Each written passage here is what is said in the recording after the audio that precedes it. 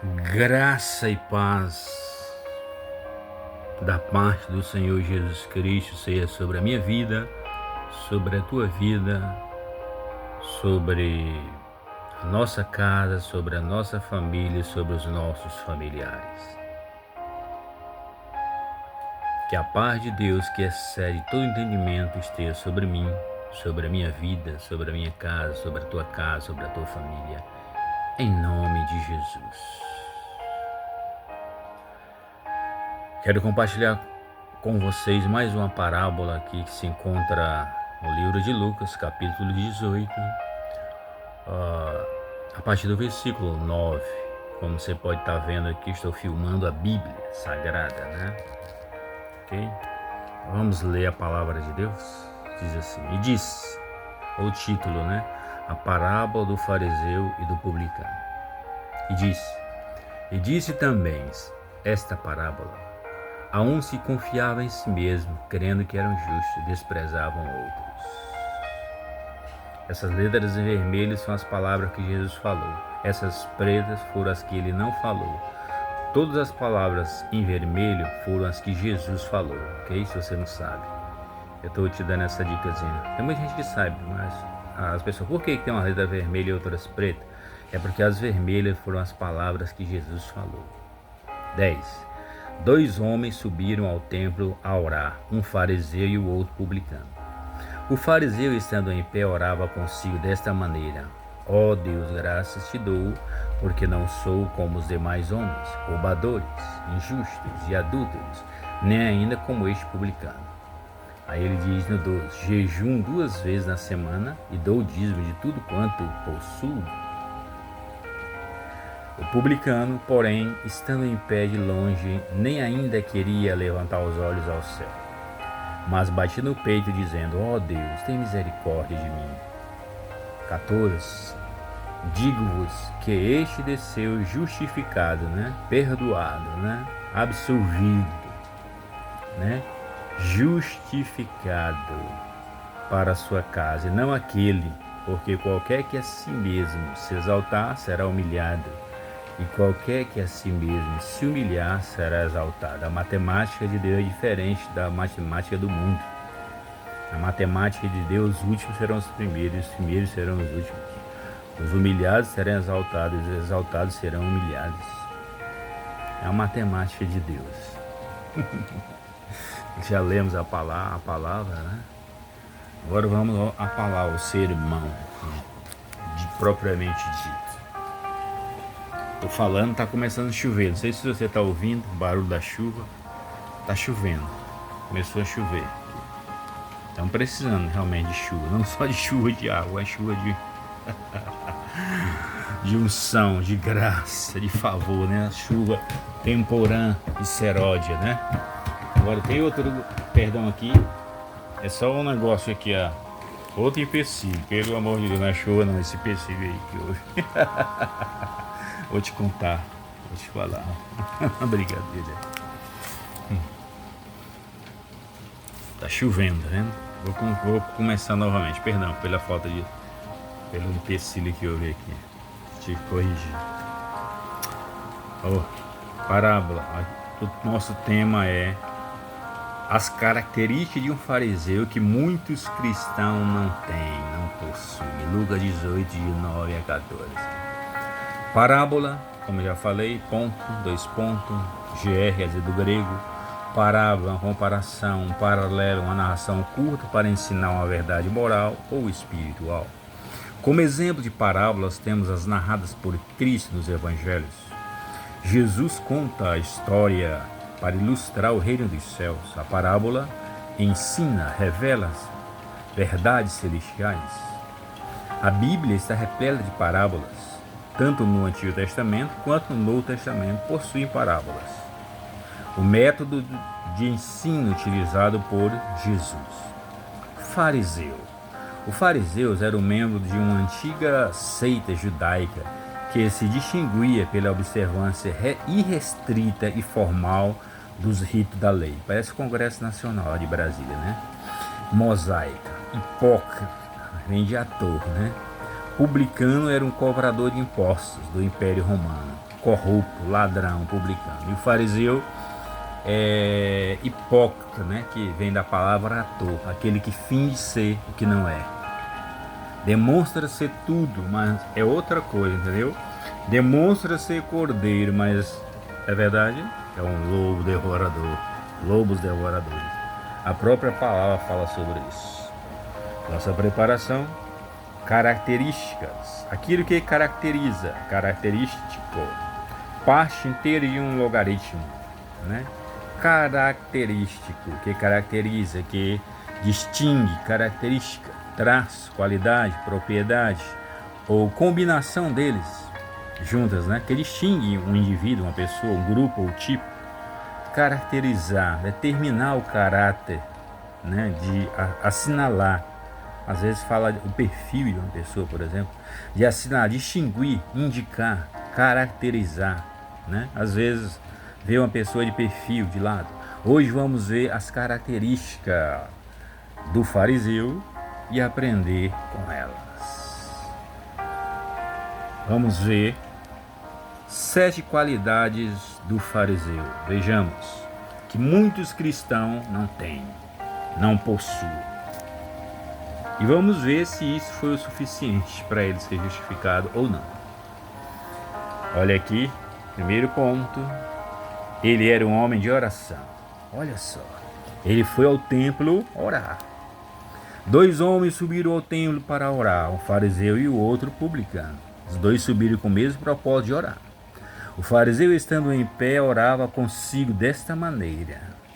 Observa que ele disse que orava consigo e não com Deus. Ele estava falando com seu próprio coração. Capítulo 18, versículo 10 e 11. Mas Jesus disse, mas tu quando orares, entra no teu aposento, no teu quarto, né? No teu cômodo, fechando a tua porta, ora teu pai que está em secreto. Teu pai que vem em secreto te recompensará publicamente. Mateus 6, versículo 6.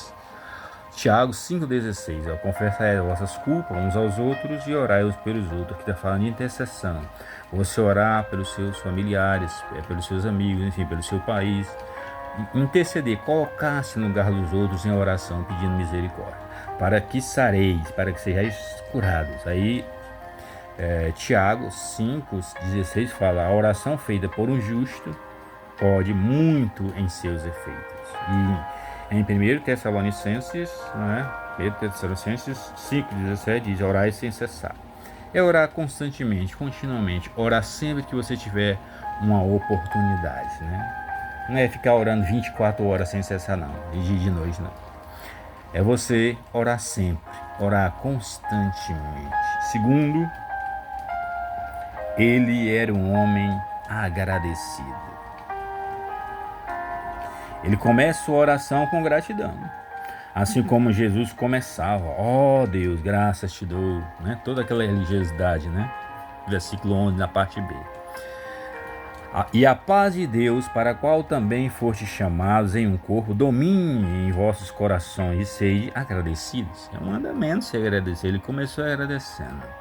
E tomando os 7 pães, que fala de Jesus, e os peixes, dando graça, partiu e deu aos seus discípulos. E os discípulos, a multidão. Jesus tomou os pães e deu graças. Em 1 Tessalonicenses 5,18 diz, em tudo dai graças, porque essa é a vontade de Deus em Cristo Jesus para convosco. 1 Tessalonicenses 5,18. Vamos lá para o terceiro ponto. Ele era um homem íntegro, melhor que o publicano, né? Teoricamente. Ou até na prática. Ele era íntegro em suas finanças.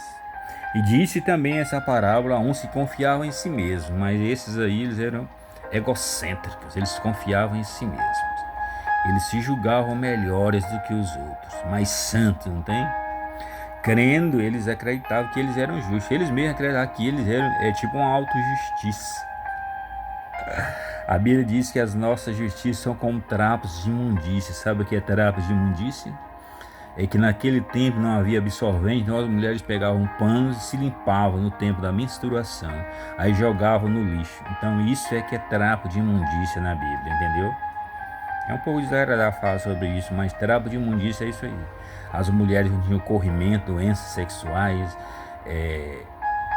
menstruação se limpavam com panos e jogavam fora, porque não havia naquele tempo absorvente, essas coisas modernas de hoje. E desprezavam os outros, porque não sou como os demais homens. Ele dizendo, roubadores, injustos, verso 9. Ele não cobrava imposto de forma injusta para ele e para o Império Romano, por isso e por outras coisas se julgava melhor que o publicano. Cheio de autojustiça.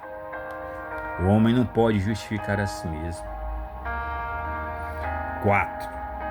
Ele era justo em seus negócios e aos seus próprios olhos. Ele parecia uma pessoa íntegra, irrepreensível, entendeu? Será? Ele era melhor que os publicanos, porque não sou como os demais, homens, roubadores, injustos, adúlteros. Era fiel à sua esposa, olha aqui.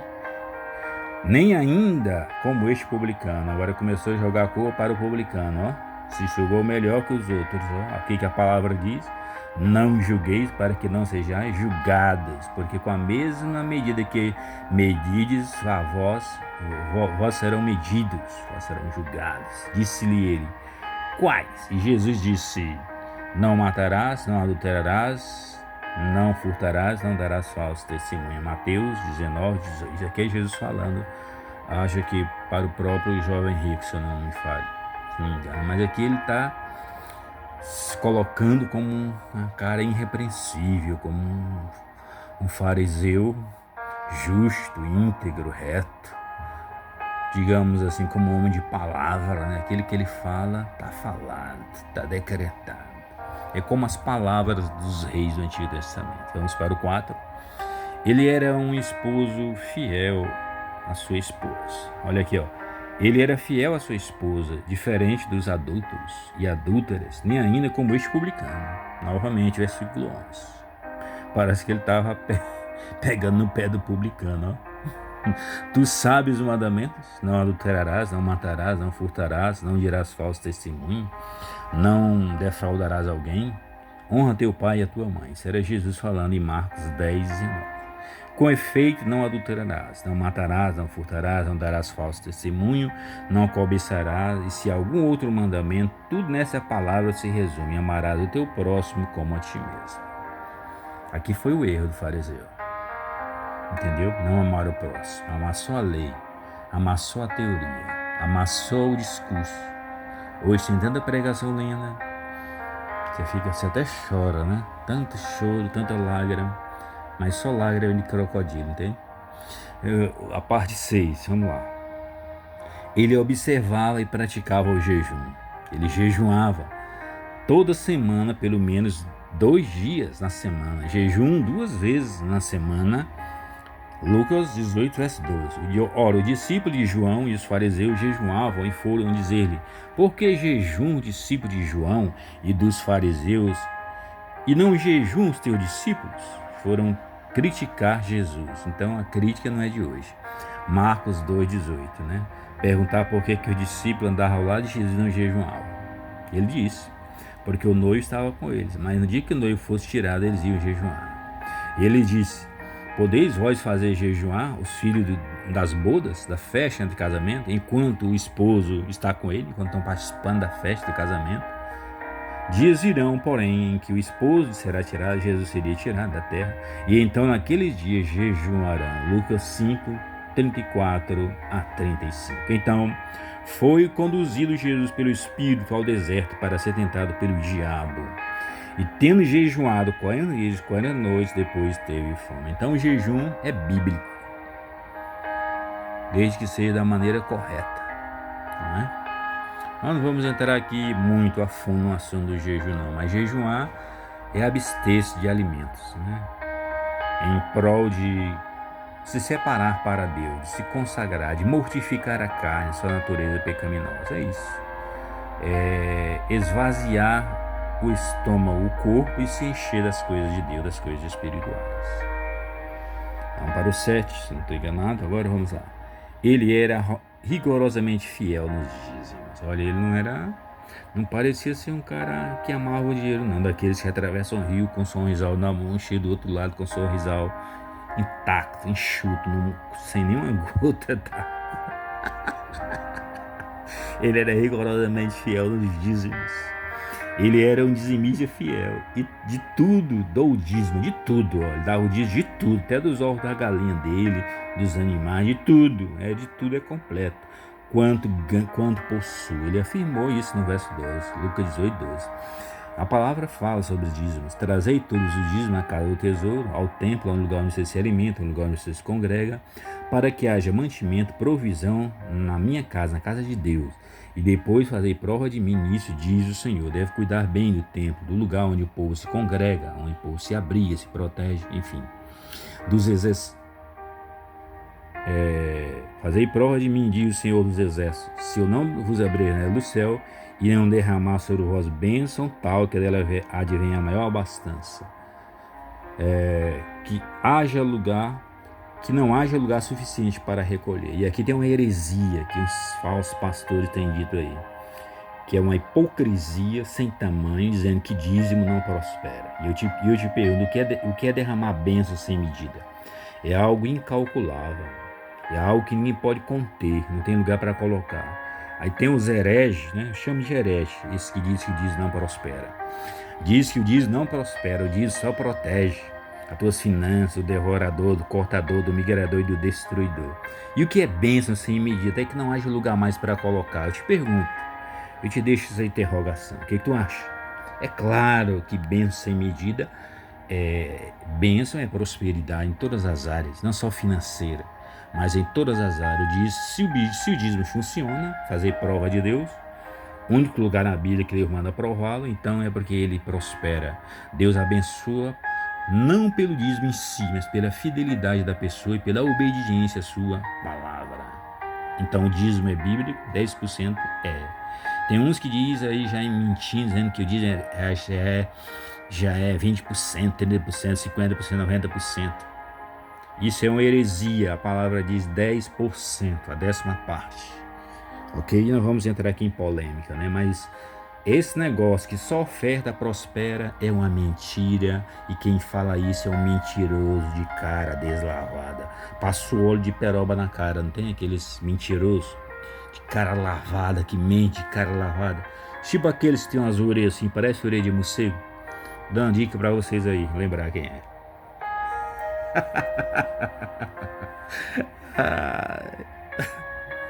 Vou te contar, pessoal. Derramar sobre vós bênção. O que é bênção? O ato de abençoar, de derramar bênçãos, provisões, tudo que você precisar. Entendeu? Vamos continuar. Agora vamos ver quem foi aprovado, se foi o fariseu ou se foi o publicano. Olha só. O que Deus espera de nós, seus servos? Ele não espera de nós autojustiça. Não espera isso não. Você seja perfeito em si mesmo. Se justifique a si mesmo. Não, ele não espera isso não. Nós não temos essa capacidade de nos autojustificar. Agora ele, um Deus justo, torna um pecador justo. Deus condena a autojustiça. Ele reprovou o fariseu, né? Não pelas coisas boas que ele fazia, mas pelas motivações erradas, hipócritas. E diz também essa parábola: um se confiava em si mesmo, Tem um versículo que diz: confia no Senhor de todo o teu coração, não te estribes, não confia em teu próprio entendimento, em Provérbios. Crendo que eram justos, eles acreditavam que eles eram justos. Mas eles eram tão pecadores, maus no seu coração como outros, até piores, porque ficavam julgando os outros e desprezavam os outros, tá vendo? Ficavam desprezando as pessoas, porque eram pobres, porque eram isso, porque eram aquilo, isso, aquele outro. O fariseu, estando em pé, orava consigo desta maneira. Agora aqui a oração, olha a graça de Deus entrando aqui em ação. A graça de Deus, o favor imerecido, a benevolência, a misericórdia do Senhor. Estando em pé, orava consigo desta maneira: ó Deus, graças te dou. Não, aqui ainda fala do fariseu: graças te dou, porque não sou como os homens como os demais homens, roubadores, injustos, adúlteros, nem ainda como este publicano. Fala do publicano ainda aqui. Será que ele foi aprovado? Será que Deus se agradou? Porque ele era um homem de oração, era um homem agradecido, parecia um homem íntegro, melhor que o publicano, porque ele era fiel em seus negócios, íntegro, era fiel em seu casamento, à sua esposa, ao seu cônjuge. Ele jejuava 2 vezes por semana, ele dava o dízimo rigorosamente de tudo quanto tinha. Tem muitos cristãos que não fazem isso aqui, que o fariseu fazia. Não tem uma vida de oração, não tem gratidão no coração, em tudo dá graças à palavra, porque essa é a vontade de Deus para convosco. Não é íntegro, não tem integridade, não é irrepreensível como Daniel, não é justo e nem fiel nos seus negócios, toma emprestado e não devolve, toma emprestado e não paga, é corrupto, é mentiroso, é hipócrita, é falso, na frente é uma coisa, atrás é outra, como esse fariseu. Ele era fiel à sua esposa, praticava jejuava 2 vezes por semana, era fiel rigorosamente no dízimo, contribuía, sabe lá quanto é que ele não dava de dízimos e de ofertas? Agora vamos para a conclusão, meus amados. Ele esperava, o que Deus espera de nós? Um coração quebrantado e contrito, que agrada a Deus de fato e de verdade. Um Deus justo torna um pecador justo. Deus encontrou no publicano e o justificou. O publicano, porém, estando em pé, de longe, nem ousou se aproximar. Ele se achou tão pecador, tão indigno, tão humilde, tão humilhado, tão sujo, tão impuro, nem ainda queria levantar os olhos ao céu, não queria, com vergonha dos seus erros, de suas faltas, mas batia no peito, dizendo: ó Deus, tem misericórdia de mim, pecador. Digo-vos que este desceu justificado, perdoado, limpo, purificado, ainda que os vossos pecados sejam como carmesim ou como escarlate, se tornam brancos como a lã, brancos como a neve. Quem te justifica não é o nome da parede da tua igreja, do teu ministério, não é o teu pastor, não é o teu apóstolo, não é o teu bispo, não é o teu semideus. O único que justifica um pecador chama-se Jesus Cristo de Nazaré, porque há um só mediador entre Deus e os homens, Jesus Cristo, homem. Não há nenhum outro nome debaixo do céu pelo que importa sejamos salvos, a não ser o nome de Jesus Cristo, homem. João 14,6. Eu sou o caminho, a verdade e a vida, e ninguém vem ao Pai a não ser por mim. Eu sou o caminho, não um dos caminhos. É o único caminho. Entendeu? Ninguém vai ao Pai a não ser por Jesus. Então, recalcula aí a tua rota, meu irmão. Teu GPS espiritual está na direção correta. Entendeu? Justificado para a sua casa, e não aquele, porque qualquer que a si mesmo se exalta será humilhado. Então, quando o homem diante da honra vem a humildade, e precedendo a soberba vem a queda, né? Ao tiver de espírito vem a ruína. Então vamos lá continuar aqui na palavra. Porque qualquer que a si mesmo se exaltar será assim. Então se humilhe diante de Deus, dobre os seus joelhos, ore, fale com Deus, confesse seus pecados, suas faltas, se humilhe diante do Senhor, porque só Ele tem solução para a tua alma, para os seus problemas. Só Ele conhece a tua palavra, a tua boca, as palavras que saem antes mesmo dela sair, antes mesmo dela chegar na tua boca, Ele já sabe todas as coisas. E qualquer que a si mesmo se exaltar será humilhado. E qualquer que a si mesmo se exaltar será humilhado. E qualquer que a si mesmo se humilhar será exaltado. O que é se humilhar? É conhecer que somos indignos, que somos pecadores, que precisamos de um Deus, de um Salvador, de um Redentor. Lucas 18, 13 ao 14. Os sacrifícios, aqui é Davi falando, para Deus são um espírito quebrantado e um coração quebrantado e contrito não desprezarás, ó Deus. Salmo 51, verso 17. Davi, ele foi um homem segundo o coração de Deus. Ele teve várias características, assim como também errou, mas o que ele tinha era um coração quebrantado, um coração voltado para Deus, um coração de adorador. Ele adorava tanto a Deus que ele se preocupou em trazer a Arca da Aliança para Jerusalém. Ele queria levantar um templo de adoração a Deus, tanto que ele era movido pela adoração. Ele tocava harpa e quando ele tocava, o demônio se afastava de Saul. O demônio que perturbava o juiz de Saul se afastava porque não aguentava a adoração de Davi. Porque assim diz o alto e sublime que habita na eternidade, cujo nome é santo. É Deus falando através de Isaías, o profeta messiânico. No alto e santo lugar habito, como também com contrito e abatido de espírito, para vivificar e ressuscitar e dar vida novamente. O espírito dos abatidos, levantar os caídos, fracassados, desanimados, e vivificar, dar nova vida o coração dos contritos. Amém?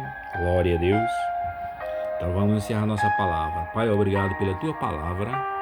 Nos faz como esse publicano, um homem quebrantado, humilhado na tua presença, que reconhece que só o Senhor pode nos justificar, nos perdoar e nos conduzir ao caminho da verdade, como Davi falou também no Salmo 23. Guia-me pelas veredas da justiça, por amor do seu nome. Guia-nos, Senhor, pela vereda da justiça, por amor do seu nome. Em nome de Jesus nós oramos.